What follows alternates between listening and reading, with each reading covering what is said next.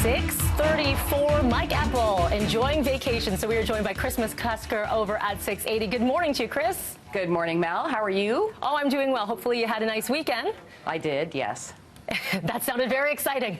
Well, you know, I have to say there's a degree of anxiety getting up at 3 o'clock in the morning. So that'll do it. Yeah, and I'm not used to it. You know, I'm not making excuses. I set 4 alarms just to be safe, but there's a degree of anxiety over the weekend going into this. So now I'm good. And you never get used to it. We will send you some caffeine. No, you never do. You never do.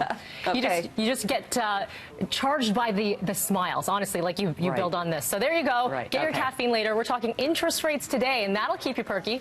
Yeah, yes, and it's likely keeping investors perky in the U.S. as well, because there's a bit of a question mark around where the path is, or what the path is in the U.S. as far as interest rates go. We got a better than expected jobs report in the U.S. on Friday, which is actually it was bad news for the markets, sort of an interesting spin, because it could change the path for interest rates. So investors are going to be watching that. Again this week, we're going to hear from the U.S. Fed chairman. He's going to be speaking to lawmakers, so maybe he'll offer a hint, maybe he won't. At the same time, we're going to get a Canadian interest rate announcement as well this week. Now, the Canadian dollar has been one of the best performing currencies so far this year, up by about 4%, and it's hovering at close to an 8-month high.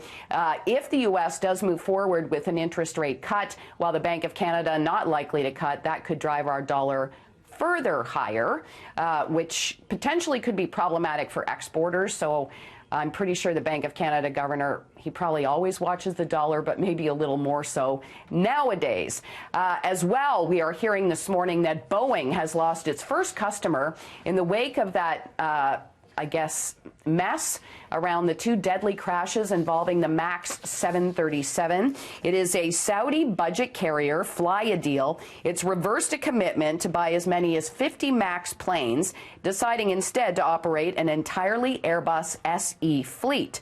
So this is the first airline to drop the plane following those 2 deadly crashes earlier this year, and this, of course, all of this has been a big setback for Boeing, which is still working to update the software on the MAX planes and get them back in the air.